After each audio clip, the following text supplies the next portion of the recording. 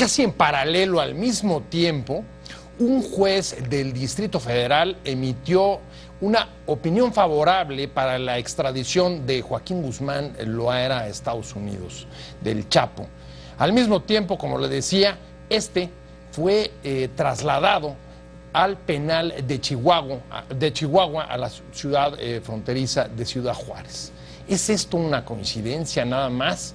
¿A qué se debe? Hay muchas preguntas en torno a estos movimientos que para muchos pone a el Chapo con un pie hacia la extradición, hacia su extradición hacia Estados Unidos. ¿Realmente está cerca la extradición del Chapo? Soy José Buendía, gracias por estar con nosotros en este programa en el que todas las ideas se pueden cuestionar siempre que se debatan. Acompáñame a ver algunos datos de contexto y venimos aquí a nuestro foro a tener nuestra discusión como todos los días, no sin dejarle mi Twitter para que me mande sus puntos de vista, sus comentarios, José Buendía MX. Desde los casos de los extraditables colombianos, el traslado de capos del narcotráfico a otro país que los reclama es uno de los puntos más delicados de la colaboración internacional en la guerra contra las drogas, que tiene a Estados Unidos como uno de sus principales impulsores desde la década de los 80. Desde la captura de Joaquín El Chapo Guzmán, la justicia estadounidense lo reclama por causas pendientes en ese país y también por el temor de que volverá a escapar de una prisión mexicana. Ahora la Judicatura informa que Adrián Rivera López, juez tercero de distrito en procesos penales federales, emitió la opinión jurídica en favor de entregar al capo a Estados Unidos por el cargo de asociación delictuosa, por importar y poseer con la intención de distribuir cocaína.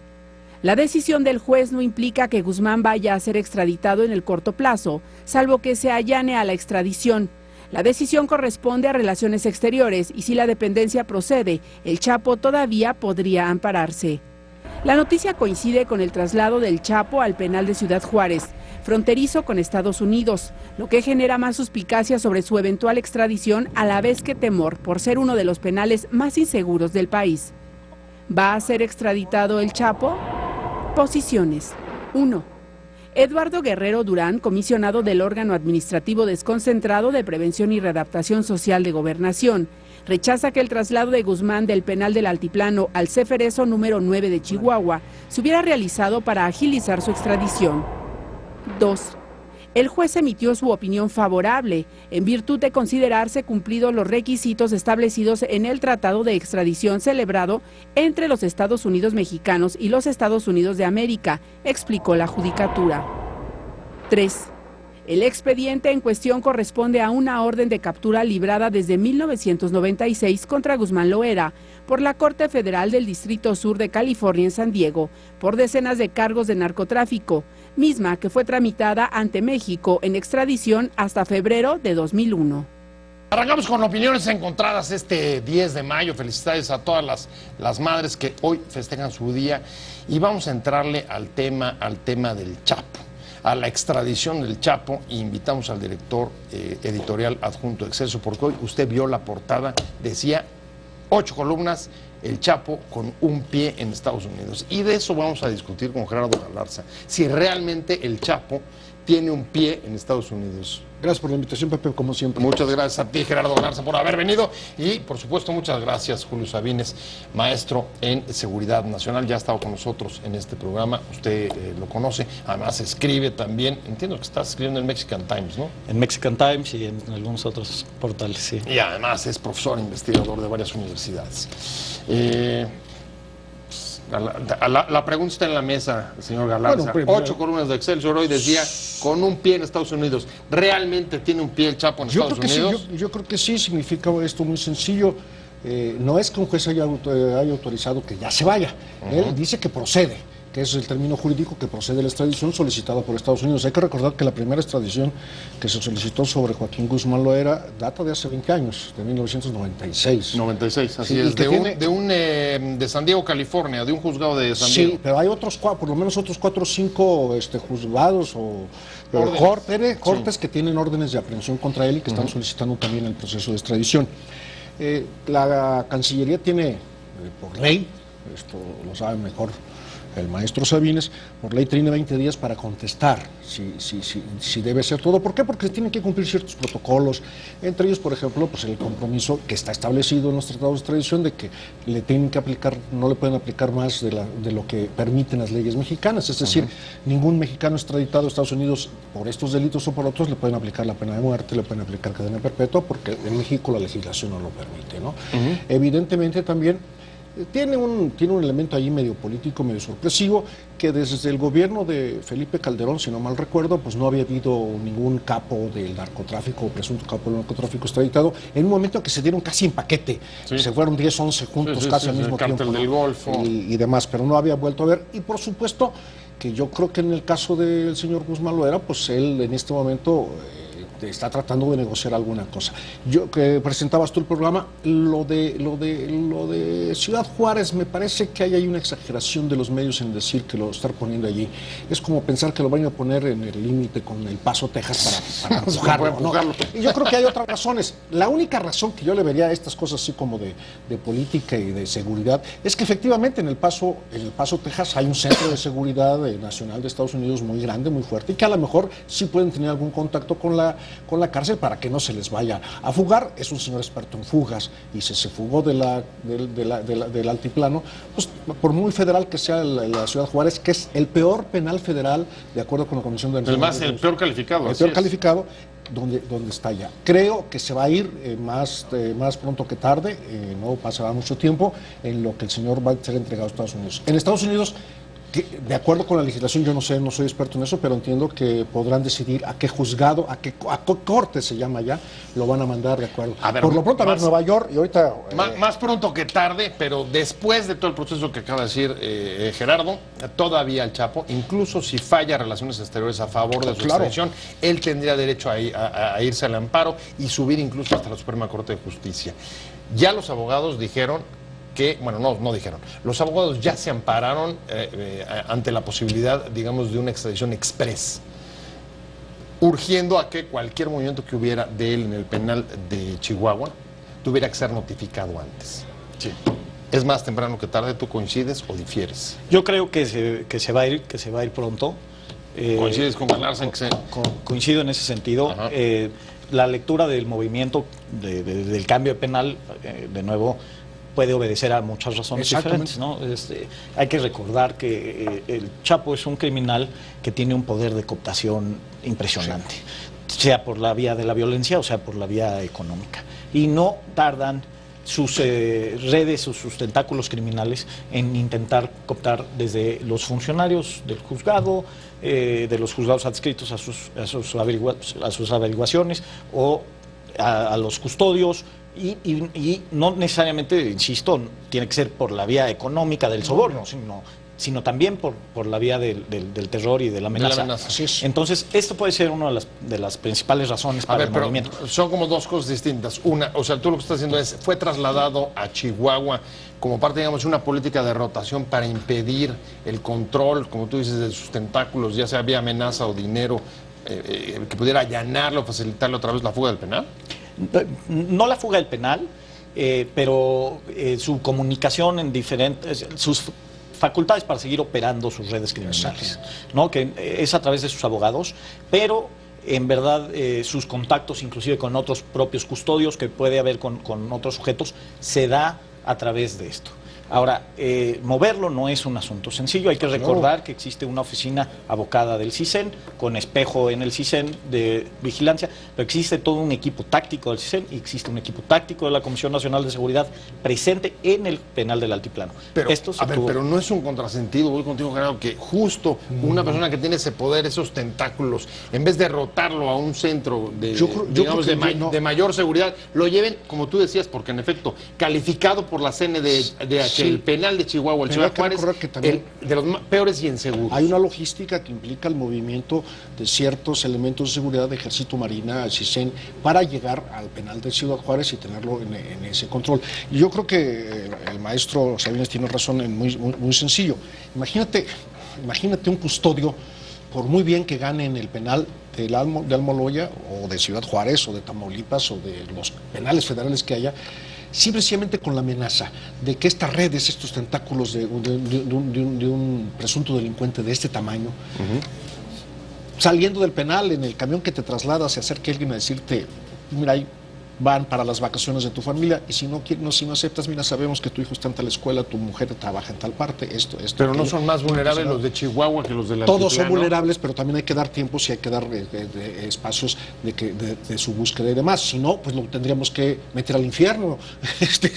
Tienes que buscar una manera de cómo tenerlo, ¿no? Hay muchas razones, yo creo que sí, es multifactorial que se lo lleven a un penal, que lo cambien. Habrá que ver.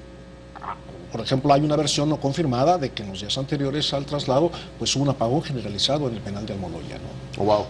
Y entonces ese apagón generalizado en el penal de Almoloya lo mismo pudo haber sido un accidente que provocado. Bueno, no, pues, a ver, después de 2 fugas como las que ha tenido, con la espectacularidad que ha sido, me imagino que eso genera pues todas las alarmas y las paranoias dentro del sistema penitenciario, que como vimos desde su fuga, pues está absolutamente carcomido. Ahora sí, si me permites, Pepe, yo creo, y esta es una opinión muy personal, que sí existe una especie de sentido de oportunidad de tenerlo cerca de la frontera. En efecto, hay un centro bilateral en El Paso, Texas, muy importante, pero recordemos el caso de Caro Quintero, que la oportunidad entre el amparo que se le concede y el tiempo en el que el gobierno federal puede apelar este amparo, le da el tiempo suficiente para salir y para desaparecer. ¿Qué nos dice eso? También nos dice que esa misma oportunidad se puede usar en sentido a favor de la administración. Sí, en realidad la administración del presidente Peña Nieto está a favor de extraditarlo de forma súbita.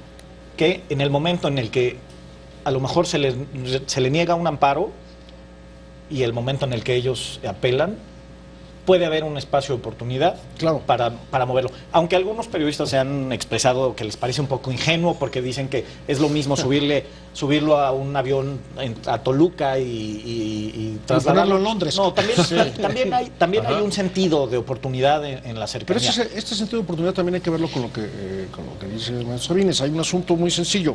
El presidente lo ha dicho públicamente. La primera vez que lo dijo, se lo dijo Pascal Bertrand del Río en Excelsior, en la entrevista. Sí, que estaba de acuerdo y se va a ir cuando tenga que irse. Sí. ¿No?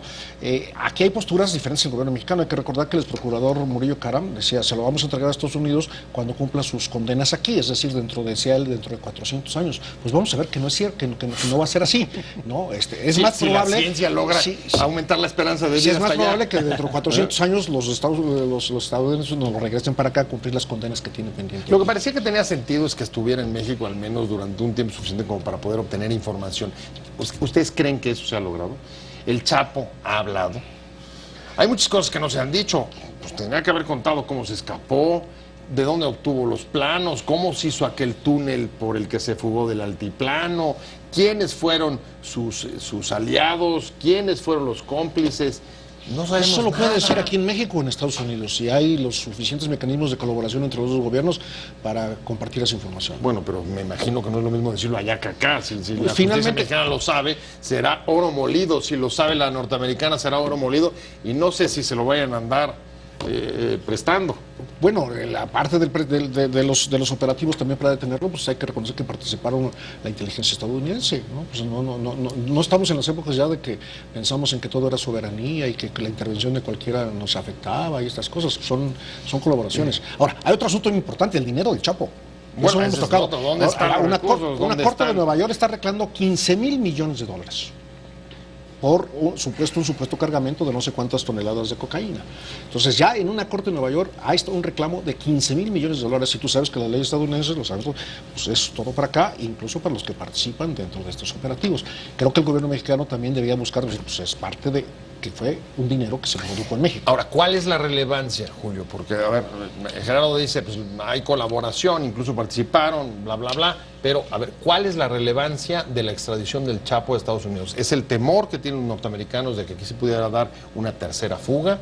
¿O es, en efecto, tenerlo ahí para obtener información? ¿O es un trofeo de la guerra contra las drogas que ellos mismos han impulsado desde los 80 con Reagan, y esta sería, digamos, una de las caras visibles del éxito de la operación.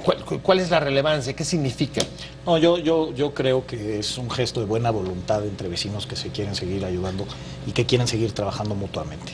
En realidad, creo que no trasciende en ese sentido más que el hecho de que ambas partes se puedan sentir satisfechas, porque ambas partes han sido perjudicadas directamente o indirectamente por las operaciones criminales de ese personaje. Entonces tiene un sentido, yo le doy un sentido de justicia, por decirlo así, más que una relevancia como un trofeo o algo así específico, sino un sentido de reciprocidad, de somos buenos vecinos, colaboramos y tenemos mucho en qué seguir colaborando, y vamos a hacer que de ambas partes nuestros sistemas judiciales puedan sentirse satisfechos como que ejercieron un acto de justicia. Sí, cuando comenzaron las extradiciones en Calderón se generó violencia, y cuando ocurrió en Colombia también siguieron un patrón semejante. ¿Tú crees que una eventual extradición del Chapo desate, digamos, un recrudecimiento de la violencia en México? No, yo por supuesto que tendrá consecuencias, pero no creo que así. La situación colombiana era diferente, creo yo,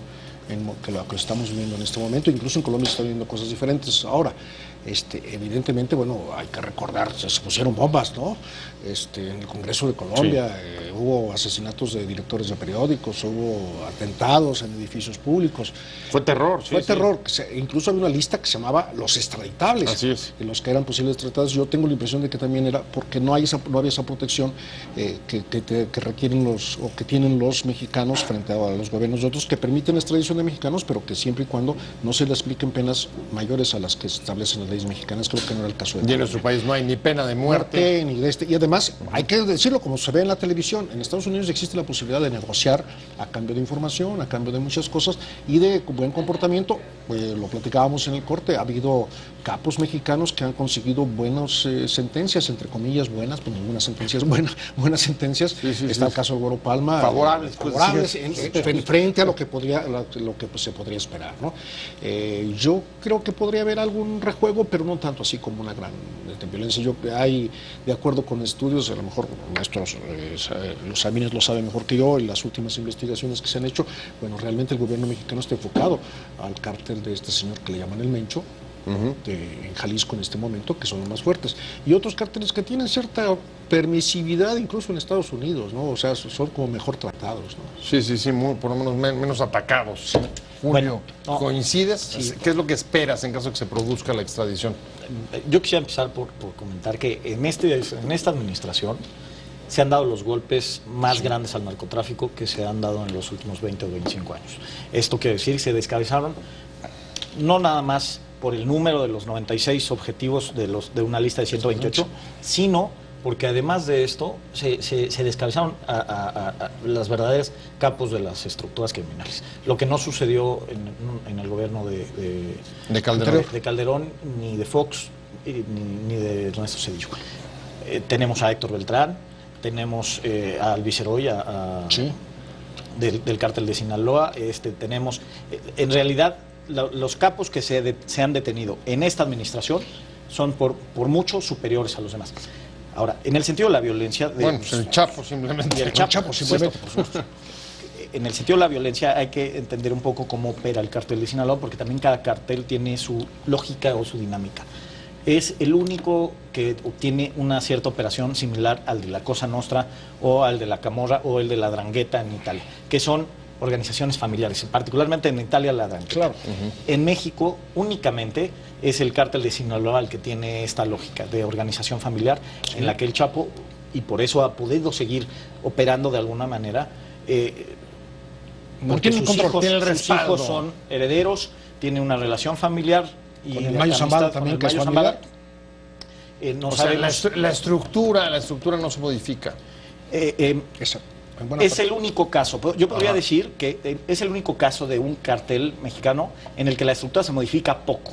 Okay. Nunca va a ser igual y es por eso yo siempre he respaldado la teoría de ir por las cabezas de las organizaciones, porque en efecto sí corta las relaciones que hay, pero en el cártel de Sinaloa es un poco una excepción porque les ha permitido establecer bajo esta dinámica familiar. Todos los hijos de Guzmán Loera, varones por lo menos, todos están inmiscuidos en la operación criminal.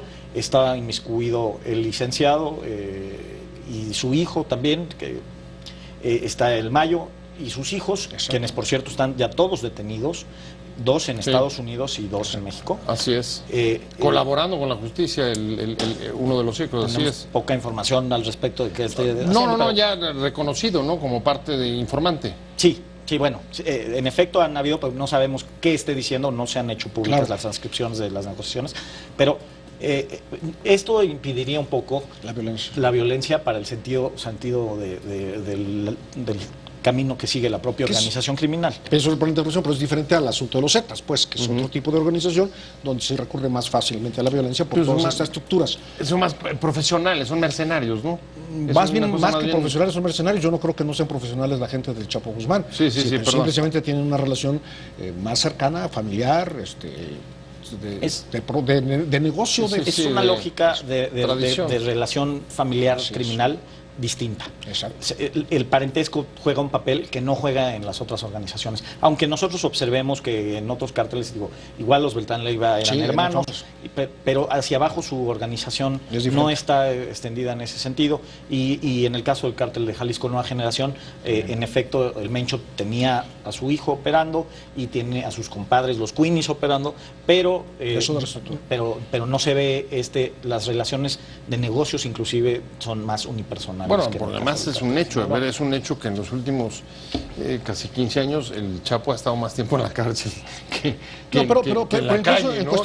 cuestiones de negocios. Y no ha dejado de operar el cártel. En cuestiones de negocios, Estados Unidos tiene unas listas, estas famosas listas de las que no puedes negociar con determinadas empresas, y generalmente son empresas ligadas al cártel de Sinaloa. Es decir, hay empresas en Culiacán, en Mazatlán, en esa zona, lecheras, hoteleras y demás, en lo que están en la lista porque las manejan, en este caso hay que decirlo, a veces hasta las mujeres de la familia. Sí, Sí, claro.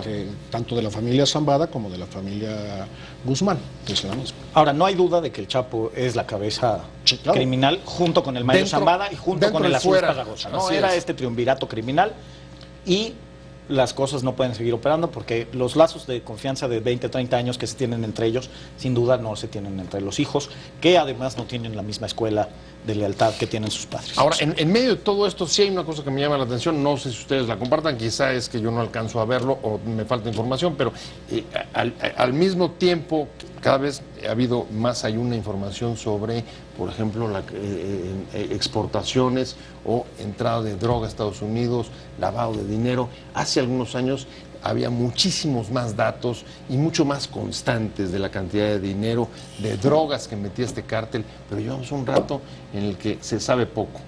Hay poca información sobre cómo y hasta dónde sigue operando el cártel de Sinaloa. Ven pronto y cerca la extradición del Chapo, no ven que vaya a generar una violencia como sucedió en Colombia o incluso en el sexenio de Calderón con los extraditables, pero se va o se puede llegar a ir sin que sepamos mucho ni de su fuga, ni del dinero, ni de todas las redes de corrupción que hay y que han permitido al cártel operar como lo ha hecho. Bueno, las instituciones de inteligencia, te aseguro, Pepe, que tienen mucha información al respecto. Es un poquito ingenuo suponer que el Chapo esté aquí pocos meses o muchos meses más, empiece a platicar sobre su organización, porque su organización sigue vigente. O sea, entonces, ¿crees que ya platicó? No. ¿Que ya ha dado información? Mi impresión, sin información al respecto, es que no creo que haya que no se haya muerde. abierto, no. ¿Eh? No, pero sí veo su extradición muy cercana. Insisto, la búsqueda de los criminales es una búsqueda que se da trabajando en equipo entre ambos países. Aunque en esta última aprehensión, la información pública que se tiene es que fue únicamente el gobierno mexicano, sin colaboración no sucedió así en la primera detención hace 2 años, pero al parecer en esta es obra exclusivamente del gobierno mexicano. Ahora, en efecto, hay un compromiso de buena voluntad entre el presidente Peña Nieto y el presidente Obama, en el sentido de vamos a seguir colaborando y, a ver, quid pro quo, aquí tienes al Chapo para que tú hables con él. ¿Cómo lo ves? ¿Coincides que, Sí, que está centrado el tema en, digamos, abonar en los lazos de confianza? Sí, por supuesto, y además en tratados que están firmes, pues son tratados que están por escrito, que son ley constitucional, porque es un tratado internacional aprobado por el Senado, pues, y que así como, perdón, pues claro, nosotros aportamos de presuntos delincuentes de ese tamaño. México también le pide muchos delincuentes a Estados Unidos. Lo que pasa es que a veces pedimos pues al asesino de un pueblo en Michoacán por una rencilla familiar y lo han entregado. Claro. Eso yo creo que hasta les conviene, de menos gasto ahí, desalojan sus prisiones de los sobrecargados que las tienen. Tú decías algo, ¿por qué los medios aparentemente ha disminuido esto del lavado de dinero, esto de los cargamentos? La semana pasada una nota que en otros tiempos hubiera sido primera plana, de cómo este cártel estaba surtiendo de dólares a las casas de cambio en Estados Unidos y en Los Ángeles, San Diego, para lavar dinero. Por eso lo saqué el tema, justo. Pero lo que ocurre es que se nos ha vuelto tan común que ya no están en primera plana, necesitas buscarlo y dices, lo citaba Ernesto Sabines, 96 cabezas, sí, y de repente, pues sí, cuando Beltrán, cuando el ASCA, cuando todos estos, Carrillo Fuentes y demás, estaban en primera plana, ahora de repente dices, es una nota pequeña por ahí en el interior de los periódicos, o ya en la televisión ya no sale. ¿Por qué? Porque como que te empezaste a acostumbrar, pero creo que sigue habiendo, y te digo, yo pongo el ejemplo de la semana pasada, hubo un decomiso grande de dólares que se usaban para lavar dinero del cártel en pesos en toda la frontera, sobre todo en la parte de Tijuana, San Diego y demás, a través de casas de cambio. Yo no soy experto en eso, pero me dicen que es una de las maneras más fáciles de lavar dinero, ¿no? Ahora, hay una última pregunta hacia el final del programa y es casi inevitable, y es ¿y por qué ahora? ¿Hay algún sentido o ocurre algo que pueda explicar por qué ahora sale la opinión del juez, por qué ahora el traslado? Estoy pensando, por supuesto, en la campaña electoral norteamericana, una campaña en la que ha sido evidente, clarísimo, los ataques antimexicanos y las posturas, por ejemplo, como la de el candidato republicano Donald Trump respecto a el país y el discurso antilatino, antimexicano que y sobre todo sus reclamos sobre el narcotráfico y los temas de seguridad.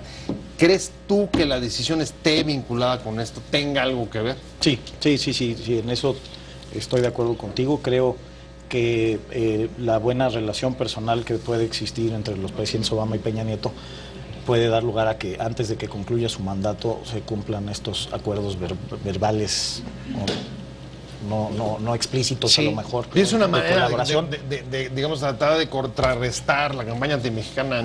También creo que México manda y tiene que mandarle a los ciudadanos americanos el mensaje que somos buenos vecinos y que estamos dispuestos a colaborar un poco para influir indirectamente. Ya lo dijo el presidente, México no se meterá directamente en la campaña política, pero sí tienes que mandar señales a los ciudadanos americanos. Estamos juntos, somos equipo. No necesitamos muros, se los pasamos. No, exactamente. Yo creo que hoy nuestro programa fue, pues el maestro Sabines y yo coincidimos en mucho, y tú fuiste el de las opiniones encontradas sí, hoy. Sí, caray, me sacaron, estoy fuera de papel, para serles claro. Me sacaron Debiste haber debatido tú. Por supuesto, la próxima vez me siento allá. Julio, tú te vienes para acá.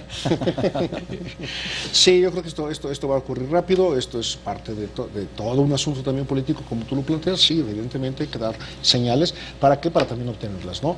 Hace rato tú citaste el Plan Colombia. Bueno, pues la iniciativa Mérida sigue vigente, ¿no? Sí, claro. Ahora, ¿tú también lo ves como un asunto netamente también de oportunidad en la campaña electoral norteamericana? Las dos cosas. Es decir, se presentó. ¿Cuánto tiempo tiene la recaptura del Chapo? Y es en este momento. A lo mejor si dijeras tú, ya te lo teníamos capturado desde hace 3 años, no se nos había escapado y ahorita empieza el asunto de la pues tú puedes decir, sí, es netamente político, netamente. Sí, pero justo esto viene, que son una semana después de que se confirma que el candidato republicano será Trump. Yo creo, Pepe, que nos vamos a despertar una buena mañana en las próximas semanas con la noticia de que ya está en Estados Unidos. Bueno, como lo vimos ahí sí con el gobierno de Calderón, de un día para otro, de repente nada más vimos las imágenes subiendo al del cártel del Golfo, ¿te acuerdas? Sí. Despachándolo para Estados Unidos. Jurídicamente procedente. Exacto. Creo que esa es la palabra. ¿Va a dormir tranquilo Peña Nieto después de eso o no? ¿O un poco más tranquilo? Palabra cumplida, puede ser. Palabra cumplida. Palabra cumplida. Y una amenaza menos. O por lo menos el temor de que no se fugue. Que yo creo que es un temor que en todos los mexicanos teníamos, ¿no? Unos porque les convenía tener ese temor y para llevar agua política también a su molino, y otros ¿Quién que no. cree que tenga más temor de que quién se quita más un peso hoy de encima, Osorio Chong o Peña? No, yo creo que los dos son parte del mismo gobierno. ¿Cómo ves? Lo veo difícil. ¿No? ¿Qué me lo dices? ¿En clave electoral o en cuál? Creo que el presidente es el responsable de esta administración. Entonces, él es sobre el que recae la responsabilidad. Pues sí, pero mira cómo reflotó la popularidad, por ejemplo, de Osorio, que se sitúa como presidenciable después de la recaptura de. Sí, pero ya todavía no va a estar en Sion, por ejemplo. Ya me voy, se nos está yendo el tiempo por andar aquí chacoteando. Muchas gracias, Gerardo Galarza. Gracias, Julio. Director general adjunto de Excelsior. Muchas gracias, Julio Sabines, como siempre. Pepe, siempre. Un placer, de veras. Siempre un privilegio haberte tenido. Estar con tu auditorio. Muchas gracias. Muchas gracias a ti y a usted. Te invitamos a seguir cuestionando la información con los siguientes videos.